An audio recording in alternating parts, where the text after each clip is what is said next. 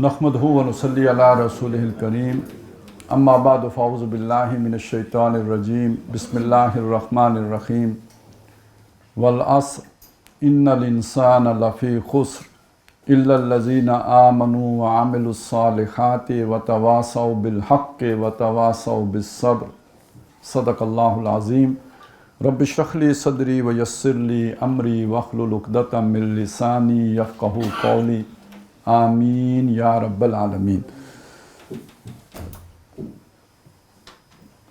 पिछली नशिस्त में जिस मुंतखब निसाब का पस मंज़र आपके सामने पेश किया, उसकी तश्कील के जो बैकग्राउंड है जो आपको बताई, तो उसको जब डॉक्टर साहब ने मुरतब किया तो उसके 6 हिस्से बनाए। पहले हिस्से का उन्वान रखा जामे असबाक, और उसके बाद जो 4 हिस्से हैं वो सूरह असर में बयान शुदा जो 4 शराइत हैं उनकी तफसीलात पर मबनी है। मतलब पहली शर्त ईमान, दूसरी अमल साले, तीसरी तवासी बिल हक़, चौथी तवासी बिस सब्र। तो कुरान मजीद के वो मकामात लिए गए कि जो ईमान से बहस करते हैं और ईमान के एतबार से जामे मकामात थे, उनको लेके तो एक पोर्शन रखा गया, यानी जो ईमान को डिफ़ाइन कर रहे हैं। दूसरे हिस्से में वो असबाक रखे गए, मकामात रखे गए कुरान मजीद के जो अमल को वाज़े करते हैं। तीसरे हिस्से में उन मकामात का इंतखाब किया गया जो हक़ की दावत को बड़े आन बान शान के साथ बयान कर रहे हैं। और चौथा वो बन जाता है कि जो सब्र के, यानी जिसमें ख़ास तौर पे जो नबी सल्लल्लाहु अलैहि वसल्लम की सीरत में जो सब्र के बड़े बड़े मौक़े आए हैं और उन पर जो अल्लाह की तरफ से तबसरे आए हैं, उन मकामात को रखा गया। तो 4 ये हो गए। तो पहला कौन सा था? जामे असबाक। 4 ये हो गए। कुल कितने हो गए? 5। और छठा फिर खुलासा है, और वो सूरह हदीद है, पूरी 4 रुकू हैं उसकी। तो ये 6 हिस्से हो गए इसके। मुझे उम्मीद है कि आपको ये 6 अब याद हो जाएंगे। यानी पहला हिस्सा अगर मैं आपसे पूछूं तो आप सारे बैक ज़बान कहेंगे जामे असबाक। दूसरा अगर मैं पूछूं तो आप कहेंगे, और तीसरा मैं पूछूं तो, चौथा, 5वां, और आखिरी खुलासा। ठीक हो गया ना? अगर आप इसे एक फ्लो चार्ट बनाएं और ऊपर लिखें मुंतखब निसाब, और उसके नीचे आप 6 डंडे निकालें और उस पे हिस्सा अव्वल, हिस्सा दूम, हिस्सा सोम, हिस्सा चारम, हिस्सा पंजम, हिस्सा शिशम, ये लिख दें, और हर एक हिस्से के नीचे जो मकामात हैं वो दर्ज कर दें, तो पूरा मुंतखब निसाब की एक तस्वीर आपके जहन में फ्रेम आ जाए। एक ही फ्रेम में, वो कैमरे वाला फ्रेम भी और आपकी आंख का फ्रेम भी, उस एक ही में वो पूरा मुंतखब निसाब आ जाएगा। कनेक्ट हो गया या नहीं हो गया? ये मुंतशर नहीं रहना चाहिए, इसे आपस में इस तरह मुंतखब निसाब को कनेक्ट होना चाहिए। और ऊपर आप इससे देखें, अब मैंने वहाँ पे एक बात कही थी, वो अगला हिस्सा रह गया कि हमारी दीनी फ़िक्र, इमरानी फ़िक्र, तहरीकी फ़िक्र, तंजीमी फ़िक्र सारी इसी के अंदर आई है। तो कुरान मजीद जिस जहाद को पैदा करता है तो वो जहाद कुछ फ़राइज़ के लिए किया जाता है ना। तो ये जो हमारे दीनी फ़राइज़ का जामे तसव्वुर है, ये इसी मुंतखब निसाब से उजागर होकर सामने आते हैं। जामे तसव्वुर कहाँ से सामने आते हैं? मुंतखब निसाब, यानी कुरान से सामने आते हैं। तो चूंकि कुरान का एक खुलासा है जो हम यहाँ पे पेश कर रहे हैं, तो इसमें वो और भी जो है ना वो जामियत के साथ वो सारा फ़राइज़ दीनी का तसव्वुर हमारे सामने आ जाता है। और फिर उसको डॉक्टर साहब ने किसी मौके पे मज़ीद जामे करके 1.5 घंटे में बयान कर दिया। ये 6 वो हिस्से जो थे जिनमें वही चीज़ सामने आएगी ना जो डॉक्टर साहब ने अपने एक लेक्चर में जो फ़राइज़ दीनी का जामे तसव्वुर है उसमें बयान कर दिया। तो अभी मैंने आपके सामने एक फ़्लो चार्ट बनाया। अब आप उसके बराबर एक वो इमारत, 6 मंजिला इमारत भी बना लें, और उसकी वो जो है ना फाउंडेशन, और उस फाउंडेशन के 2 हिस्से ईमान वाले, और इधर ऊपर जो है वो सीढ़ियाँ कुरान वाली, और पिलर जो है ना वो नमाज, रोज़ा, हज, ज़कात वाले, और पहली छत इबादत वाली, तो दूसरी अमले उसकी शहादत अल नास वाली, तो तीसरी इकामत दीन वाली, یہ سارا سامنے رکھ لیں تو منتخب نصاب جب آپ بیان کر رہے ہوتے ہیں تو ان میں سے کسی جگہ کی کنسٹرکشن کر رہے ہوتے ہیں، یعنی آپ اس وقت اپنے آپ کو تھوڑی بردار مستری سمجھیں، اور یہ جو آپ نے ادھر سے آیت اٹھائی ہے تو آپ کو پتہ ہونا چاہیے یہ ادھر جا کے کتنے فٹ ان ہوئے گی، ٹھیک ہے نا؟ وہ جو نقشہ آپ کے سامنے، وہ عمارت والا نقشہ ہے، اس کے اندر وہ آیت ادھر سے جا کے آپ کے دماغ میں پتہ ہو کہ یہ ادھر فٹ ہوتی ہے۔ مشکل بات تو نہیں کرتی؟ تو اب آپ ایک منظم علم پڑھ رہے ہیں، ایک مربوط ہے، انفارمیشن آپ کے اندر آ رہی ہے۔ اگر اس نقشے کے اندر یہ آیت آ کے فٹ نہیں ہو رہی نا، تو یہ ایک ریموٹ انفارمیشن ہے جو آپ نے لی ہے، یہ کنیکٹڈ نہیں ہے، یہ فکر کا حصہ نہیں ہے۔ اب آپ کو وہ معلومات اور فکر کا فرق معلوم ہو گیا ہوگا نا؟ تو منتخب نصاب سے جو شے نکلی ہے، مزید اس کا جیسے ہوتا ہے نا وہ ست نکالتے ہیں کسی چیز کا، تو جو ست نکالا ہے ڈاکٹر صاحب نے قرآن سے منتخب نصاب، اور منتخب نصاب کا مزید جو ست نکالا ہے وہ فرائض دینی کا جامع تصور۔ تو اب جب آپ فرائض یہ منتخب نصاب کا درس دے رہے ہوں تو آپ کو پتہ ہونا چاہیے نا کہ آپ یہ جو والا معاملہ ہے اس میں کس حصے میں ہے۔ تو یہ چیز تو خیر چلیں ایک اصولی بات ہو گئی۔ اب آ جائیں، ہم نے یہ جو 6 حصے ہیں نا، ان میں سے پہلے حصے پہ آج میں نے گفتگو کرنی ہے، جامع اسباق پر، اور یہ 4 مقامات ہیں۔ پہلا مقام تو میں نے وہ آیتیں تلاوت کر دی، 3 آیتیں ہیں، اور یہ سورت ہے سورۃ العصر ہے۔ اور دوسرا مقام 1 آیت ہے، سورہ بقرہ کی آیت ہے، نمبر 177 ہے۔ نام یہ کس نے نام دیا ہے اس کو؟ میں نے کسی تفسیر میں یہ نام نہیں پڑھا ہے، تو کیوں نام دیا ہے جی؟ ڈاکٹر صاحب کون ہوتے ہیں کسی آیت کو نیا نام دینے والے؟ مطلب دیکھیں نا، آیت الکرسی ہے، وہ تو روایت میں نام آیا ہے نا، کیوں؟ اس میں کرسی کا ذکر ہے، تو اس میں بر کا ذکر ہے یا نہیں؟ تو اس پہ قیاس کرتے ہوئے آپ نام دے سکتے ہیں یا نہیں دے سکتے؟ تو یہ آیا بر ہے۔ 2 مقام ہو گئے، تیسرا مقام کون سا ہے جی؟ سورہ لقمان کا دوسرا۔ سورہ لقمان کے ویسے کل کتنے رکوع ہیں؟ 2 والے کون ہیں؟ 3 والے کون ہیں؟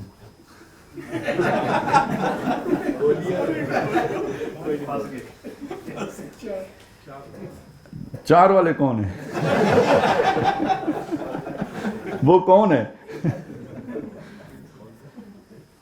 اب یہ دیکھیں، یہ میں نے کیوں پوچھا آپ سے؟ اگر آپ کو یہ تو معلوم ہے کہ تیسرا جو رکوع ہے نا، وہ سورہ لقمان کا دوسرا رکوع، وہ منتخب نصاب کا حصہ ہے، اور خود سورہ لقمان کے بارے میں آپ کو نہیں پتہ ہے، تو پھر یہ ٹینڈنسی ٹھیک نہیں ہے، یہ کنویں کا مینڈک بننے والی ٹینڈنسی۔ اس سے پھر وہ چیز پیدا ہوتی ہے، وہ جو اپنا حصے کا پکڑ لو، ٹھیک ہے نا؟ یہ نہیں ہونا چاہیے، آپ کو یہ پتہ ہونا چاہیے۔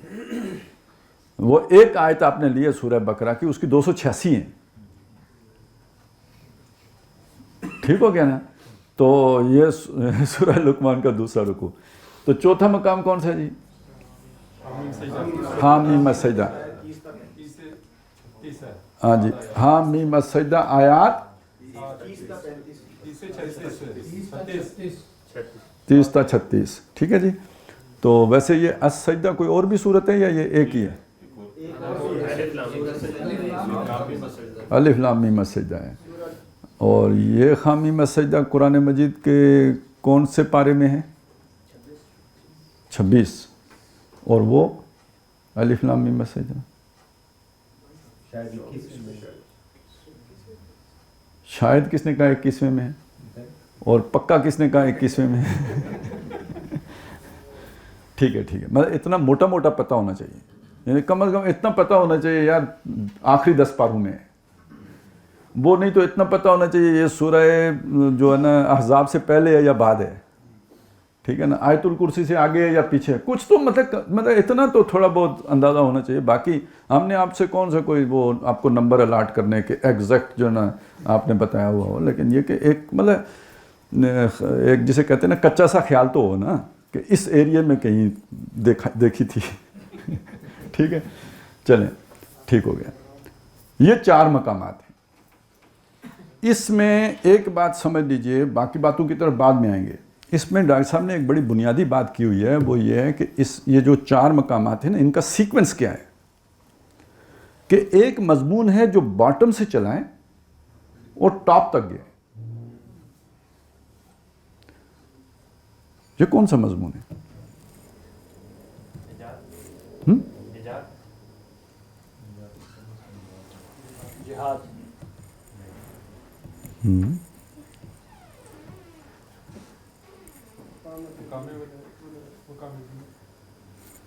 چلیں میں تھوڑا سا اشارہ دے دیتا ہوں.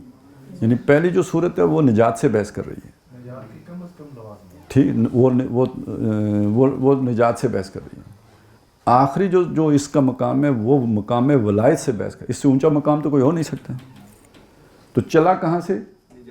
نجات سے. پہنچا کہاں پہ؟ ولایت پہ. نجات کس کو کہتے ہیں؟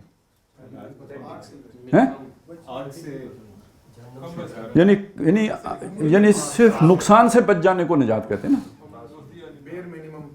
میئر منیمم, ٹھیک ہے نا, سالویشن, چھٹکارا, اور جسے ہم کہتے ہیں بچ جانا, یا جسے کہتے ہیں یار 33% نمبر لے کے پاس ہو جانا. داخلہ کہیں نہیں ملتا لیکن وہ بندہ ناکامی کے داغ سے بچ جاتا ہے, ایسا ہی ہے نا. تو یہ ہے نجات, یعنی فیل ہونے سے نجات, فیلیور سے نجات ہے. یہاں سے بات گئی کہاں تک؟ ولایت تک. ٹھیک ہو گیا.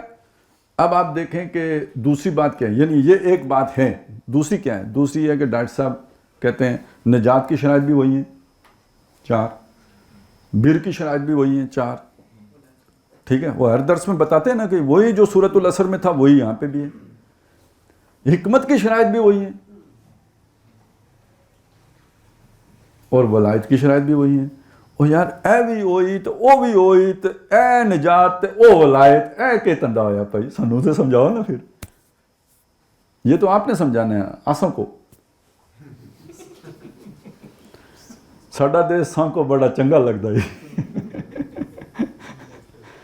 دسو جی.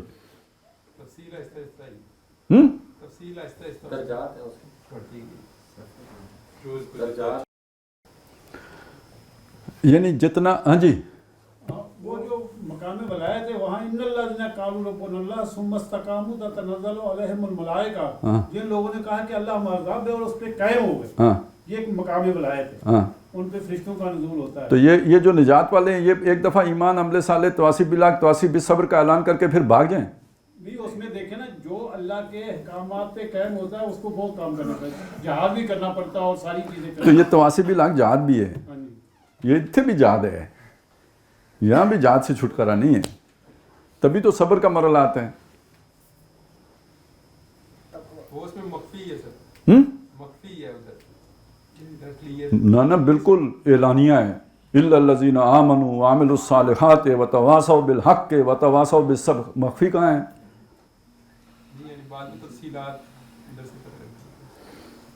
سر آج کل کسی کو وتواصوا بالحق کا مطلب جہاد ہے تو کوئی نہیں مانتے. وہ کہتے ہیں یہ کیا ہے, یہ کہاں سے نکال رہے ہیں. انہیں وہ تو ولایت میں بھی نہیں مانتے, کہتے ہیں وہ سلے منی من کا ٹھئی اللہ, کوئی رنڈی کماری دیں اللہ. چلیں جی. 35 نمبر کو اگر پہلے حصے پہ فٹ کر لیں نا, پاس ہونے کے جو مارکس سورہ اثر کی اس پورے بحث میں ہمیں سمجھ آتی ہے. یہ پھر باقی اس کے لوازمات ہیں اور اس کی ادائیگی اور پختگی ہے کہ جس میں آپ پڑھتے جائیں گے تو پھر نہیں. اس میں ایک یہ بھی رائے ہے کہ جیسے ڈاکٹر اسرار صاحب فرماتے ہیں کہ ایک رنگ کا پھول ہو تو 100 رنگ سے باندھو, تو وہ جیسے جامع ہوتا ہے پھر رفتہ رفتہ تدریجاً وہ کھلتا ہے. اپنے مضامین اور اپنے عمل صالح, ایمان اور تواصی بالحق کے جو پہلو اس کا یعنی پھیلاؤ ہوتا ہے, تو وہ اپنی پوری شان میں آتا ہے, یعنی تدریجاً وہ کھلتے رہتے ہیں مضامین. تو یہ بھی ہے کہ اس میں جو حکمت ہے. اس میں مجھے جو اپنی بات سمجھ آتی ہے نا کہ بندہ اگر یہ 4 شروع کے لوازمات ہیں نا اس میں ڈنڈی نہ مارے تو اس کا سفر خواہ مخواہ میں شروع ہو جاتا ہے ولایت کی طرف. اگر اس میں وہ مخلص ہو تو وہ اگلا ولی بنا دیتا ہے اسے, تواصی بالصبر اور تواصی بالحق. یہ بات سنی آپ نے, یہ سفر کا آغاز ہے. جب آپ اس رخ پہ چل پڑیں گے تو جس منتہا تک یہ لے کے آپ کو جائے گا وہ ہے. شرائط وہی رہیں گی, درجات بدلتے رہیں گے, کیونکہ جب آپ نے شروع کیا تو یہ سٹیج 1 ہے, تو آپ ساری زندگی یعنی یہ تو خود اس میں اضافہ ہوگا یا نہیں ہوگا. آپ آج ایک عمل آپ نے آج کیا تو کل اور کیا, پرسوں اور کیا, ترسوں اور کیا, تو یہ آپ جب 10 دنوں کے بعد وہیں پہ ہیں جہاں آج تھے. آپ کے پیچھے ایک اب نورانیت آ چکی ہے نا, تو وہ ایک چلہ نہیں کاٹتے. یعنی جب بندے نے چلہ شروع کیا تو کیا تھا, اور جب چلہ ختم ہوا تو کیا تھا. تو جب آپ اس پہ چل پڑتے ہیں تو پھر آپ جہاں پہ پہنچتے ہیں وہ وہی ہے, شرائط وہی رہتی ہیں, بنیادی مسئلہ نہیں بدلتا, وہ وہی رہتا ہے. لیکن یہ آپ کو درجہ بدرجہ پہنچاتا ہے اس جگہ تک. وہ جو استقامت کی بات آئی تھی نا سلطان صاحب کی طرف سے, ہاں ٹھیک ہے نا, وہ اس پہ جمے رہے, ڈٹے رہے, چلتے رہے, تو جب چلتے رہیں گے تو وہاں تک پہنچیں گے. اب اسلام, ایمان اور احسان اس کے ساتھ بھی چلیں ابھی تھنے ذرا صبر, ابھی پورا گھنٹہ پڑا ہوا ہے. اچھا اب آ جائیں اس چیز کی طرف. دیکھیں قرآن مجید نے یہ اولیاء اللہ کے لیے کہا ہے نا, الا ان اولیاء اللہ ولا هم یحزنون. یہ کون ہوتے ہیں اولیاء اللہ؟ ادھر ہی کہا ہے الذین آمنوا وکانوا یتقون. بنیادی بات یہ ہے کہ اولیاء اللہ وہ ہوتے ہیں جو ایمان, جن میں 2 چیزیں پوری ہوں, ایمان لائیں اور تقوی کی روش اختیار کریں. اب یہ ایمان اور تقوی ہی یہ صورت اختیار کرے گا جو سورۃ العصر میں آئی ہے, اور یہ پہلا درجہ ہے. اور یہ ایمان اور تقوی ترقی کر کے وہ آخری صورت اختیار کرے گا جو سورہ حامیم سجدہ کی آیات 36 میں آئی ہیں. وہ وہاں جا کے کامل ہو جائے گا. اس لیے وہاں وہ بات آ گئی کہ فرشتے اتر کے ان کو کہتے ہیں لا خوف علیکم علیہم ولا هم یحزنون. ان کے لیے کوئی نہ خوف ہے نہ اللہ تحزنوا ولا اللہ تخافوا ولا تحزنوا, نہ کوئی خوف کرو نہ کوئی حزن کرو. ٹھیک ہے, وہ وہی بات آ گئی وہاں پہ. تو گویا وہ اولیاء ولایت کی بھی وہی شرائطیں ہیں جو سورۃ العصر میں آئی ہیں, لیکن وہ بڑی ابتدائی سٹیج میں ہیں, اور وہ تکمیلی سٹیج میں ہیں جو جا کے سورہ حامیم السجدہ میں آئی ہیں. وہ سورہ یونس میں ہے نا وہ آیت الا ان اولیاء اللہ لا خوف علیہم ولا هم یحزنون. اس کی جو تشریح کی ہے نا انہوں نے مولانا علامہ شبیر احمد عثمانی صاحب نے, تو وہ اگر آپ پڑھیں تو اس میں یہی ہے کہ ولایت کی بنیادی شرائط تو یہی ہے, ایمان اور تقوی. لیکن سب کا ایمان اور تقوی ایک جیسا تو نہیں ہوتا, کسی کا تھوڑا ہوتا ہے, کسی کا زیادہ ہوتا ہے. تو جس درجے میں ایمان اور تقوی ہے اسی درجے میں وہ مقام ولایت پر فائز ہے. تو ایک درجے کا مقام ولایت یہ بھی ہے جو رائے نجات ہے, لیکن اس کی تکمیل جہاں پہ اپنے کلائمیکس کو جا کے یہ جو جہاں پہ پہنچتا ہے وہ مقام وہ ہے جو حامیم السجدہ میں ہے. اس لیے اس کو پھر عنوان ہی مقام ولایت کا دیا گیا. تو یہ تدریج آپ کے ذہن میں آ گئی. اب اگر کوئی مجھے بتائے نا کہ یعنی میں نے پہلا درجہ اور آخری درجہ بیان کر دیا ہے, یہ درمیان میں 2 درجوں کا تو میں نے ذکر ہی نہیں کیا. میں نے آپ سے پوچھا تدریج آپ کے ذہن میں آ گئی, آپ نے کہا آ گئی. اب پھر بتائیں مجھے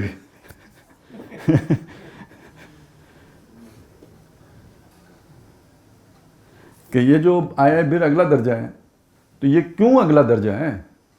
یہ رائے نجات سے مقام نیکی اگلا درجہ کیوں ہے, نیک ہونا. یہ ان لوازمات کا منطقی نتیجہ ہوگا جس جہاں پہ آپ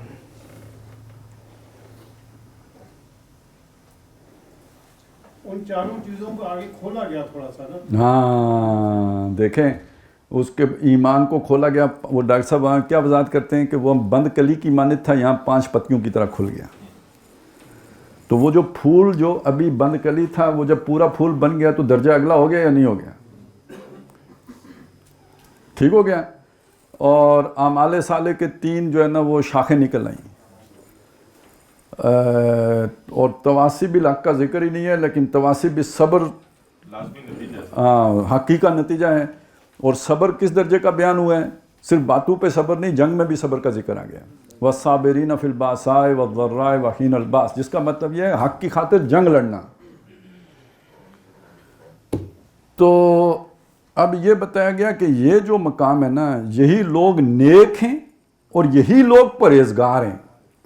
اب یہاں بہت ساری باتیں ہیں آپ کے سمجھنے کی.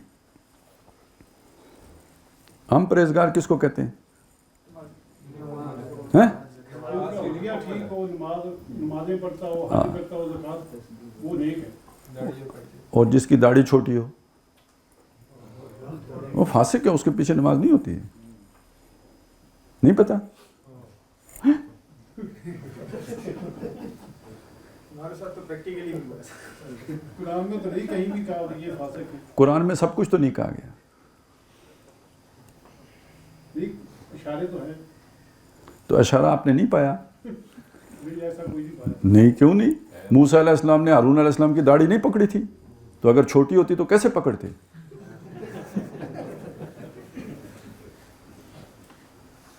اور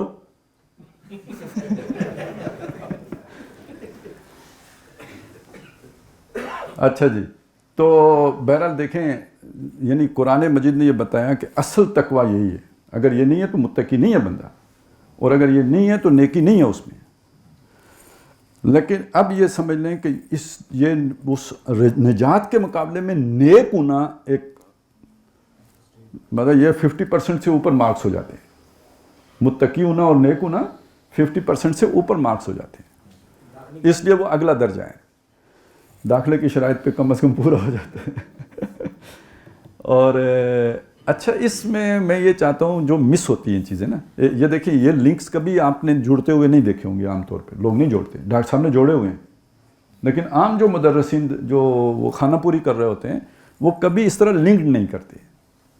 تو لنک نہیں کرتے تو یہ فکر نہیں بنتا. علیحدہ علیحدہ آپ انفارمیشن آپ کے پاس آ گئی, وہ آپس میں کنیکٹ نہیں ہوئے. اب ایک اہم بحث ہے اس میں, اور جو بالکل مس ہو جاتی ہے اور 100% مس ہو جاتی ہے, اور اس درجے میں مس ہو جاتی ہے کہ اس بحث کو انیشیٹ کرنے کے لیے ڈاکٹر صاحب نے یہودیوں کا حوالہ دیا کہ ان کو حضرت عیسیٰ علیہ السلام نے کہا تھا یہودی علماء کو کہ تمہاری مثال جو ہے وہ قبروں کی طرح کی ہے جن کے اوپر چونا پھرا ہوتا ہے اور اندر بوسیدہ ہڈیوں کے سوا کچھ نہیں ہوتا, اور تم اونٹ سموچے نگل جاتے ہو اور مچھر چھانتے ہو. یہ حوالہ دے کر, اور قرآن نے بھی انہی کا حوالہ دیا. یہ کس کو کہا لیس البر ان تولوا وجوہکم قبل المشرق والمغرب؟ یہودیوں کو کہا. ٹھیک ہے نا, اور ظاہر ہے ان کے جو کتاب جاننے والے ہیں ان کو کہا, جو نیکی پر اتھارٹی ہیں ان کو کہا, کہ جن کی ڈیفینیشن کو لوگ مانتے ہیں کہ یہ صحیح نیکی ڈیفائن کر, ان کو کہا کہ یہ ان کا ڈیفینیشن غلط ہے. اور آپ دیکھیں یہاں پہ جو بات کہی گئی وہ کیا ہے, ان تولوا وجوہکم قبل المشرق والمغرب, کہ تم اپنے چہرے مشرق یا مغرب کو پھیر لو. اس کو ذرا آپ فلاسفائز کریں نا, قرآن سادہ الفاظ میں بات بیان کرتا ہے, فلاسفائز آپ کو خود کرنی ہوتی ہے. فلاسفائز کریں نا, اس کا کیا مطلب بنا کہ تم نیکی کے ظاہر پر فوکسڈ رہتے ہو. نیکی کا باطن کیا ہے؟ وَلَٰكِنَّ الْبِرَّ مَنْ آمَنَ بِاللَّهِ وَبِالْيَوْمِ الْآخِرِ وَالْمَلَائِكَةِ وَالْكِتَابِ وَالنَّبِيِّينَ. یہ نیکی ہے. اب یہ باطن ہے, یہ نظر تو نہیں آتا. ایمان کس کا ہے کس کا نہیں ہے کس کو پتہ ہے؟ تو یہاں ڈاکٹر صاحب نے دو باتیں کی ہیں, اور یہ آج کے جو بھی مدرس ہیں ڈاکٹر صاحب کے شاگرد ہونے کے دعوے دار, وہ دونوں باتیں نہیں کرتے. کہ وہ ڈاکٹر صاحب نے کہا نیکی کے حوالے سے دو بنیادی غلطیاں ہوتی ہیں. ایک یہ کہ نیکی کو ظاہر سے متعلق سمجھ لیا جاتا ہے, جبکہ نیکی قرآن نے جو بیان کیا وہ اصل میں تو باطنی حقیقت وہاں سے شروع ہوتی ہے. پہلا پتھر ہی باطن میں لگتا ہے. اس کو ہمارے جو صوفیاء یا جو بھی جو اہل دین ہیں جسے اخلاص کہتے ہیں, یا جسے کہتے ہیں انما الاعمال بالنیات, تو نیت یا خلوص وہ کوئی ظاہری حقیقت تو نہیں ہے, تو باطنی حقیقت ہے نا. تو قرآن نے بھی وہاں سے شروع کیا ہے. تو اس میں یہ ڈاکٹر صاحب نے اگر یہ بات کی ہے تو یہ کون سی روایت کے خلاف ہو گئی ہے؟ یہ تو ہماری روایت ہے نا.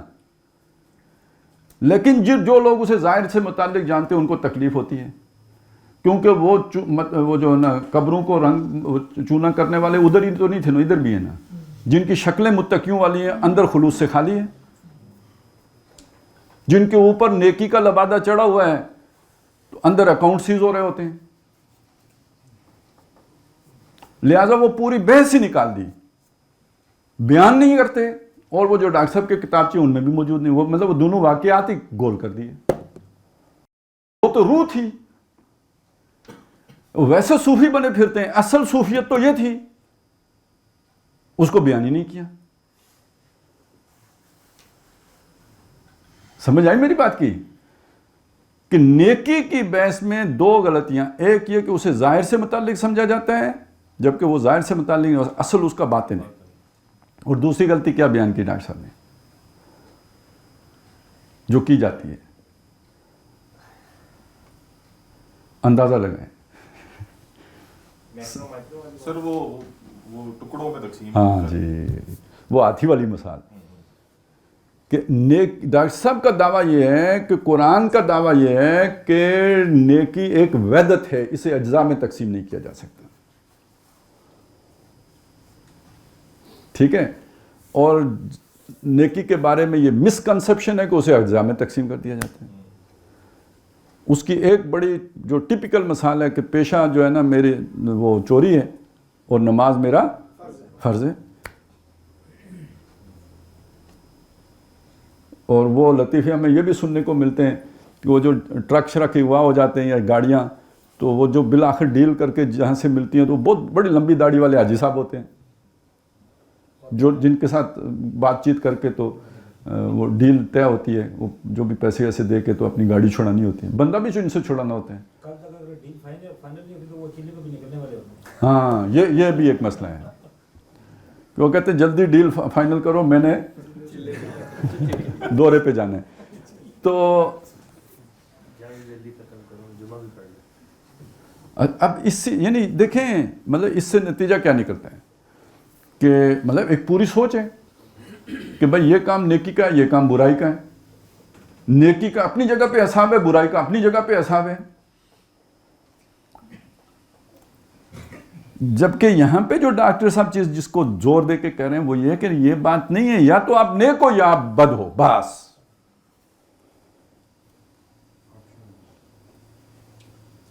اس میں یہ نہیں ہے کہ بھائی چلو یہ نیکی کا کام ہے تو یہ برائی کا کام ہے. یہ قانون تو یہاں کم از کم اس جگہ پہ تو ڈاکٹر صاحب نہیں مانتے, وہ قرآن نہیں مانتا.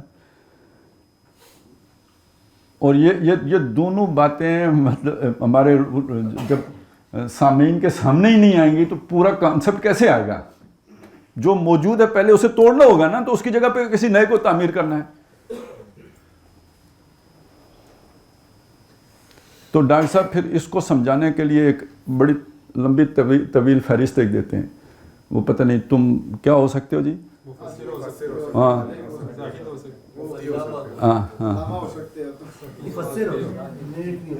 نیک نہیں ہو سکتے. اب دیکھیں آپ کو باتیں ساری یاد ہیں, کنیکٹڈ نہیں ہے. اور جس کی باتیں کنیکٹڈ نہ ہوں, ابھی تک تو میں نے بڑی شرافت سے سمجھایا ہے.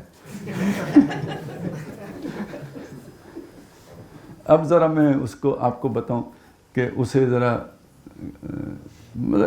غیر ادبی زبان میں رٹو طوطا کہتے ہیں. کیا کہتے ہیں؟ رٹو طوطا. رٹو طوطے کی کہانی میں نے آپ کو سنائی ہے یار, میں نے کئی دفعہ سنائی ہے. اتنی سی بات تو رٹ لیں, جال میں نہیں پھنسیں گے. شاباش. یہ طوطے تھے نا, رٹو طوطا جہاں سے مشہور ہوا, اس کے پیچھے جو فیسینیٹنگ سٹوری ہے یار, ایک ایک لفظ کے پیچھے پورا فلسفہ ہے. تو اس کے پیچھے جو سٹوری ہے وہ یہ ہے کہ وہ کوئی جا رہا تھا نا تاجر, اس نے دیکھا کچھ طوطے پھنس گئے ہیں جال میں, تو اسے ترس آیا. اس نے سوچا میں ان کو آزاد کر دوں, کوئی ویسے ہی پکڑ کے ذبح کر دے گا, گھر لے جائے گا تو قید ہو جائیں گے. وہ بڑا آزاد کرنے کے لیے پھر اسے دوسرا سوچ آئی کہ یار یہ کل پھر پھنس جائیں گے, میں روز ان کو آگے آزاد کرتا رہوں گا. تو ان کو ٹریننگ دینی چاہیے, تربیت دینی چاہیے, انہیں سمجھانا چاہیے. اس نے وہ پکڑے طوطے لے گیا گھر, اور گھر جا کے اس نے انہیں دانہ بھی, خدمت خاطر بھی خوب کی, اور چوری بھی کھلائی طوطوں کو. اور اس کے بعد انہیں ایک سبق پڑھانا شروع کیا کہ شکاری کے جال میں نہیں آئیں گے, آئیں گے تو پھڑ پھڑا کے اڑ جائیں گے. بہت وقت لگا سافٹ ویئر اپڈیٹ ہونے میں، بالآخر کمانڈ قبول کر لی اس نے، اور وہ جناب وہ سیکھ گئے. وہ مطمئن ہو گیا کہ اب انہیں سبق یاد ہو گیا، اس نے آزاد کر دیے. کچھ عرصے کے بعد اسی جنگل سے اس کا گزر ہوا، کیا دیکھتا ہے تمام طوطے شکار میں اس میں پھنسے ہوئے ہیں جال میں، اور مزے سے گا رہے ہیں شکاری کے جال میں نہیں آئیں گے، آئیں گے تو پھڑ پھڑ کے اڑ جائیں گے. ٹھیک ہے، یہاں سے نکلا ہے رٹو طوطا. تو میں امید کرتا ہوں نہیں کہ آپ رٹ کے درس نہیں دیں گے، ٹھیک ہے نا. تو یہ ہو سکتا ہے، یہ ہو سکتا ہے، یہ ہو سکتا ہے، یہ ہو سکتا ہے، یہ ہو سکتا ہے، نیک نہیں ہو سکتا. اب سمجھ آیا کیا ہوتا ہے یہ؟ تو یہ اس لیے اس سے اوپر والا درجہ ہوتا ہے، نجات والے سے اوپر والا درجہ ہوتا ہے.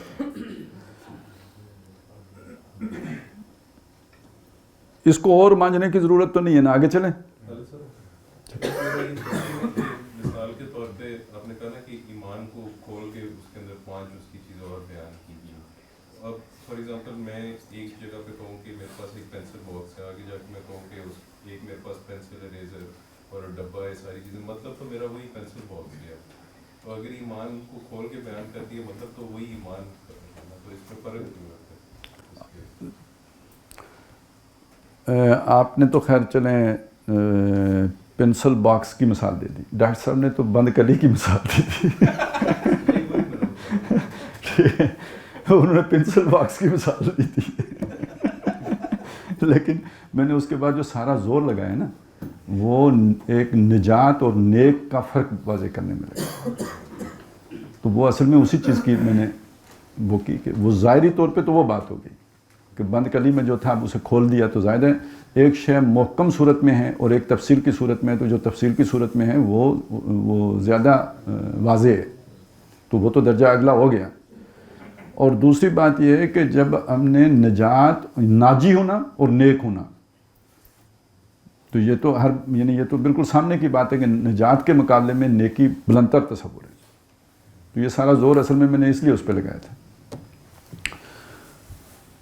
تو دوسری چیز اصل میں اس میں یہ تھی کہ وہ ڈاکٹر صاحب نے جو ہاتھی والی مثال دی تھی کہ اس کو اجزاء میں تقسیم نہیں کیا جا سکتا، کہ اگر آپ ہاتھی کی ٹانگ کاٹ دیں گے تو وہ ٹانگ اب ہاتھی نہیں کہلا سکتی. ہاتھی کی ٹانگ تھی، وہ ہاتھی نہیں تھا. تو نیکی پوری کی پوری ہو تو نیکی ہے، جب وہ کٹ گئی تو وہ افتؤمنون ببعض الکتاب وتکفرون ببعض، اب یہاں آ کے جڑ جائے گا. تو یا تو آپ نیک ہیں یا آپ نیک نہیں ہیں. اچھا اب آگے چلیں جی. تیسرا مقام ہمارے پاس آ گیا حکمت اور دانائی. پہلے تو حکمت اور دانائی کہتے کسے؟ ویسے تو اس میں ڈاکٹر صاحب نے بڑی تفصیل بیان کی ہے. میں وہ چیزیں جو ڈاکٹر صاحب نے بیان کی ہوئی ہیں دوبارہ بیان کرنا ضروری نہیں سمجھتا. اس کے جو اس کی امپلیکیشنز ہیں میں چاہتا ہوں وہ آپ کے سامنے آ جائے. قرآن مجید نے دوسری جگہوں پہ حکمت کو جوڑا ہے اس چیز کے ساتھ، یعنی وہاں پہ تو ڈاکٹر صاحب نے ایک اصولی موقف دے دیا نا، اب ہم اس کی ایک عملی صورت دیکھنا چاہتے ہیں. یہ حکیم کس کو کہتے ہیں؟ جس بندے کو یہ سمجھ آ گئی کہ یہ دنیا متاع الغرور ہے اور اس کو اللہ کی راہ میں وہ لٹانے کے لیے تیار ہو گیا اپنا سب کچھ. قرآن کی نظر میں یہ شخص حکیم ہے. یعنی یہ حکمت کا مضمون یا تو یہاں آیا، اور حضرت لقمان اپنے بیٹے کو کوئی دنیاوی وصیت نہیں کر رہے، انہیں جو بھی بتا رہے ہیں آخری وقت میں وہ ساری باتیں اس وزڈم سے متعلق ہیں. ٹھیک ہو گیا. دوسری بات یہ ہے کہ سورہ بقرہ میں یہ آیا ہے حکمت کا لفظ، اور وہاں پہ آیا ہے کہ وَمَنْ يُؤْتَ الْحِكْمَةَ فَقَدْ أُوتِيَ خَيْرًا، جسے حکمت دی گئی اسے خیر کثیر دیا گیا. اور اس کے بعد آگے الفاظ ہیں وَمَا يَذَّكَّرُ إِلَّا أُولُو الْأَلْبَابِ، یعنی یہ بات سمجھ میں یہ حکمت جو ہے نا یہ عقل مندوں ہی کو سمجھ میں آتی ہے. اب یہ مقام کون سا ہے جی؟ یہ ہے جی 37واں رکوع. 36واں رکوع جو ہے وہ ہے انفاق کے مضمون پر. یاد آ رہا ہے کہ نہیں آ رہا؟ وہ جو شروع ہوتا ہے مثل الذین کیا ہے نہیں ينفقون فی سبیل اللہ کمثل حبۃ انبتت سبع سنابل فی کل سنبلۃ مئۃ حبۃ واللہ یضاعف لمن یشاء واللہ واسع علیم. اور وہ والا جو رکوع ہے وہ جس میں وہ سلدہ بھی آتا ہے اور ایحب احدکم ان یکون لہ جنۃ من نخیل وعناب، وہ والا سارا وہاں آ کے ختم ہوتا ہے. اس سے اگلا 37واں رکوع ہے، وہ بھی انفاق پہ مضمون کامل ہے. اور اس میں بھی کہا کہ جو کچھ زمین سے نکلتا ہے اس میں سے جو تم کمائی کرتے ہو اس میں سے اللہ کی راہ میں خرچ کرو، اور بری شے اللہ کی راہ میں خرچ نہ کرو، اچھی اپنی بہترین چیز اللہ کی راہ میں خرچ کرو. اور پھر کہا کہ یہ شیطان ہے جو تمہیں فقر سے اور ڈراتا ہے اور فحاشی کی طرف لے کے جاتا ہے، اور اللہ تم سے وعدہ کرتا ہے بخشش کا اور فضل کا. اس کے بعد آتا ہے کہ اللہ حکمت دیتا ہے. اب آپ اس کے ساتھ جوڑ کے دیکھیں کیا مطلب ہے کہ یہ جس کا دل اللہ نے انفاق کے لیے کھول دیا اس کو حکمت ملی ہوئی ہے. اس سے اگلے رکوع میں جو ہے نا وہ سود کا ذکر ہے، یعنی اپوزٹ بھی دکھا دیا نا. یہ حکمت ہے اور وہ والی جو کیا کہیں اب اسے اندھیرا ہی کہیں گے نا. یہ نور ہے تو وہ اندھیرا ہے کہ جس میں بندہ اس مال کو اللہ کی راہ میں دینے کی بجائے سود کے ذریعے سے مزید کمانے پر خرچ کرتے ہیں. ان کو کہا یہ پکے دوزخی ہیں، ہم فیہا خالدون، ہمیشہ اس میں رہیں گے. اسی میں وہ بھی آ گیا کہ اللہ سے جنگ ہے ان کی. تو اب یہاں حکمت اصل میں یعنی آپ کو اتنی وزڈم مل گئی کہ آپ فقر پر تیار ہو گئے. یہ حکمت ہے. استغنا یعنی آپ دنیا کی حاجات سے بے نیاز ہو گئے. اب جو لوگ یہ کہتے ہیں نا کہ جی تزکیہ، جو لوگ کہتے ہیں صوفی، جو لوگ کہتے ہیں جناب احسان او خبیثو، یہ کیا ہے؟ صرف اس فرق کے ساتھ کہ وہ پہلے وقتوں میں یہ چیزیں ایکسرسائز سے سکھائی جاتی تھی. چلے سے سکھانے کا مطلب کیا ہے؟ ریاضت سے سکھانا. ایک چیز مطلب وہ دورا کے اس کے دماغ میں تاکہ غیر شعوری طور پر بیٹھ جائے. ہماری تحریک شعوری ایمان کی تحریک ہے، لہٰذا یہی چیزیں ہم سمجھاتے ہیں، مقاصد وہی ہیں. سمجھ آئیے نا بات کی کہ ایک آدمی کے اندر سے دنیا کی محبت نکل جائے، یہ حکمت ہے. اور ہر شے کی، ہر کیریئر کی، کاروبار کی، اولاد کی، ہر شے کی قربانی دینے کے لیے تیار ہو جائے. جسے یہ مل گیا اس کو حکمت ملی ہے.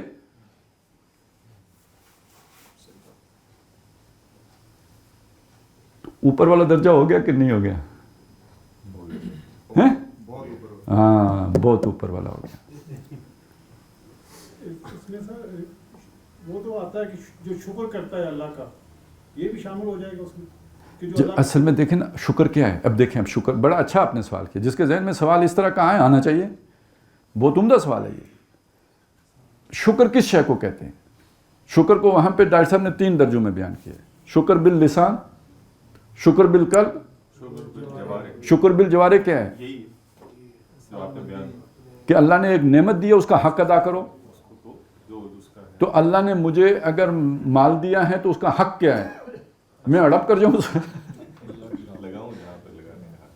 وہ قارون کو کیا کہا گیا تھا؟ اس کی قوم نے کیا کہا تھا کہ یہ اللہ نے جو تم پر احسان کیا ہے. یہ احسان کے بدلے میں کیا ہوتا ہے؟ شکر ہوتا ہے. تو یہ جو اللہ نے تم پر احسان کیا ہے تو دنیا میں اپنے حصے کو نہ بھولو. کیا مطلب؟ ادھر نہیں رہنا ہے، ادھر جانا ہے مر کے. تو ادھر نہ کھپاؤ اسے، اس کو مخلوق خدا پہ لگا کے ادھر آگے کا جو توشہ بناؤ. یہی تو حکمت ہے. وما یذکر الا اولو الالباب، یہاں تک ہوشمند ہی پہنچتے. اور وہ جو کام بتائے تھے نا انہوں نے، حضرت لقمان نے بیٹے کو اس منزل پر کھڑے ہوئے بغیر کہ دنیا سے بندہ بالکل بے غرض ہو جائے، وہ ہوتے ہی نہیں. یہ امر بالمعروف اور نہی عن المنکر ہو سکتا ہے اس کے بغیر؟ جو تو سارے ناراض ہوتے ہیں، تو آپ ناراضگی مول لے ہی نہیں سکتے. اگر دنیا کی آپ کے اندر محبت ہے، ٹھیک ہو گیا جی. اب وہ پتہ لگا نا یہ درجہ اوپر چڑھ گیا ہے، یہ ایمان سے چلا تھا، یہ نیکی پہ پہنچا، اور یہ سٹیپ 3 ہے.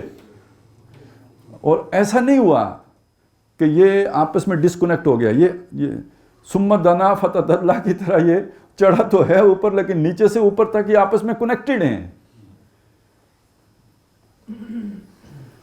تو اب میرے خیال میں ولایت والی بات، وہ فرشتے اتر، ابھی تو آپ کا دل ابھی سے کرنے لگے گا نا کہ فرشتے اترے ہیں. اچھا سر، اس میں جی آگے جاتا ہے، یہاں جس طرح فرشتے اتر رہے ہیں تو کسی جگہ پر مڑی نظر آتی ہیں، جس طرح آپ نے مثال دی تھی. تو جس طرح بھی آپ فرشتے اتار رہے ہیں تو میرا دل چاہ رہا ہے کہ میں بس یہیں پر ڈیرا لگا لوں اپنا. لیکن پیچھے فیملی کے مسائل بھی ہیں، ابھی شادی بھی ہوئی، اس کی بھی تیاری کرنی ہے، اور پھر کیریئر بھی ہے. تو آپ کی گفتگو سے محسوس یہ ہو رہا ہے کہ سب کچھ چھوڑ کر میں کڑیا دن یہاں پہ آ جاؤں. اب آپ کے ساتھ جو ٹیم لگی ہوئی ہے اس میں کسی ایک ہی ایگزامپل جس نے اس کام کے لیے یہ جو ولایت تک پہنچنے کے لیے اتنی قربانی دے چکا وہ، تو اس کو کیسے ہم دیکھیں گے؟ آپ شکر کریں، میں یہ باتیں بیان کر رہا ہوں، جی ٹھیک ہے نا، اس پہ ہی شکر کریں. ٹیم میری نہ دیکھیں، محمد رسول اللہ کی دیکھیں. ٹھیک ہے، مجھے ریجیکٹ کر دیں، میری ٹیم کو ریجیکٹ کر دیں، اس بات کو نہیں ریجیکٹ کر سکتے آپ. نہیں یہ بات درست ہے نا، لیکن اس سے تاثر اصل میں یہ مل رہا ہے بعض لوگوں کو کہ اب جو آپ متاع الغرور سمجھا رہے ہیں یا آپ ولایت تک پہنچانے کی کوشش کر رہے ہیں، تو پھر یہ سب کچھ چھوڑے بغیر ہمارا کام نہیں بن سکتا. سر یہ بات کی باتیں ہیں، پہلے موقف کو سمجھیں، پہلے اس فکر کو سمجھیں. یہ تو اب آگے عمرانی فکر آئے گی، پہلے دینی فکر کو تو سمجھ لیں نا. اس لیے ہم کہتے ہیں عمرانی فکر کی اہمیت تب جا کے کھلے گی کہ آپ کو پتہ ہے یہ دینی فکر ہے، اس کو میٹ کرنا ہے، یہ میرے دنیا کے حالات ہیں. اب ان دونوں کے ملاپ سے آپ نے اپنے لیے جو رائے عمل بنانا ہے، یہ عمرانی فکر ہے. اسی لیے ہم کہتے ہیں جسے دنیا کا نہ پتہ ہو وہ دین کو پر نہیں چل سکتا. تو ابھی میں آپ کو آپ کی دینی فکر سمجھا رہا ہوں، اس میں یہ ابھی نیچے نہ اترے نا، اسفل سافلین کی طرف نہ جائیں، ابھی احسن تقویم کی طرف چلیں. یہ سمجھ رہے ہیں مقام اپنا، اور پھر ہم اس کو ادھر اس کے ساتھ ایڈجسٹ کریں گے. بات کی بات ہے، ٹھیک ہے. ابھی آپ اس کو سمجھ لیں کہ یہ ہے وہ اگلا درجہ کیوں کہا گیا. اب آ جائیں مقام ولایت کی طرف، یعنی جہاں پہ اللہ سے دوستی ہو جاتی ہے، اور اس میں فرشتوں کے نزول کا بھی بات ہے. لیکن اس دوستی کا جو وہ بتایا گیا نا اس میں، یعنی خاصہ اور یا دوستی کا حق، یا کیا کہیے کہ یا دوستی کا ادب جو سکھایا گیا، وہ یہ کہ جو دوست کے مخالف ہیں ان سے دوستی نہیں ہو سکتی. دوست کے مخالف سے نہیں ہو سکتی. دعوت ہو سکتی ہے ان کو، ان سے قلبی تعلق نہیں ہو سکتا. یعنی بڑی موٹی بات یہ ہے کہ مخالفین خدا سے کٹ جاؤ اور اس کے ہو جاؤ. اب یہ آپ سوچیں، یہ ہے سارا تصوف، لیکن یہ شعوری طور پر سمجھایا جائے. اور یہ قرآن کے یعنی کتنی بڑی خدمت ہے کہ جو چیزیں آپ نے یونان سے اس فلسفے سے بیان کر رہے تھے یا کوئی ہندی فلسفے سے بیان کر رہا تھا، وہ لوگوں نے محنت کر کے قرآن سے نکال کے آپ کے سامنے رکھی. اور کیا ظلم ہے کہ آپ کہتے ہو نہیں ہم ادھر ہی واپس جائیں گے. یہ کسی ڈاکٹر اسرار سے زیادتی نہیں ہے، یہ اللہ کی کتاب کی دشمنی ہے. تو یعنی یہ جو اچیومنٹ تھی اس کو آپ نے زمین میں ملا دیا، جو خدمت تھی. اور اب وہ جو آپ دور کی بات کر رہے ہیں، اب آپ کو کتنا مشکل نظر آ رہا ہے. تو یہ سمجھیں کہ اس چیز کو اچیو کرنا بھی تو مشکل ہے، اس کے لیے جو ریاضت درکار ہے وہ بھی تو مشکل ہو گئی ہے اس زمانے میں. اس لیے اقبال نے کہا تھا کہ آج کے دور میں قرآن سے وہ تزکیے کے سارے مدارج طے کیے جائیں گے. قرآن ہوگا بدل اس پورے اس کا تصوف کا. یہی وہ بات تھی جس کو ڈاکٹر صاحب لے کے چلیں. تو اس سے منہ موڑ کے کوئی دین کی خدمت نہیں کی کسی نے. یہ کوئی دین کی محبت کا اظہار نہیں کیا ہے، یہ دین سے دشمنی کی ہے، جیسے کتاب سے دشمنی کی ہے. جی اب وہ ایک منٹ ان کا سوال ہے. سر یہ تو یعنی ان سے دوستی نہیں ہو سکتی نا، تو ہمارے معاشرے میں جو لوگ ہمارے بھائی ہیں، مطلب ہماری فیملی کے اندر ہیں ہمارے، وہ لوگ اس چیز کو تو ریلائز کرنے کی کوشش ہی نہیں کر رہے. ان کو بتایا بھی جائے تب بھی وہ کہتے ہیں نہیں یار بس ہمارا اس کے اوپر گزارا چل سکتا ہے، یعنی ہم اس کے اوپر، تو یعنی وہ جان بوجھ کے کرنا بھی اگر اس کو سمجھ آ بھی جاتی ہے تب بھی وہ اس کو کرنا نہیں چاہ رہا، اس کام کو اڈاپٹ کرنا نہیں چاہ رہا، تو پھر ان کے ساتھ ہماری دوستی کا معیار مطلب اسی طرح ہوگا نا. دیکھیں اب یہاں پہ سمجھ لیں ایک بات، یہ جو جتنی باتیں ہم نے کی ہیں نا یہ ایمان کی سطح کی باتیں.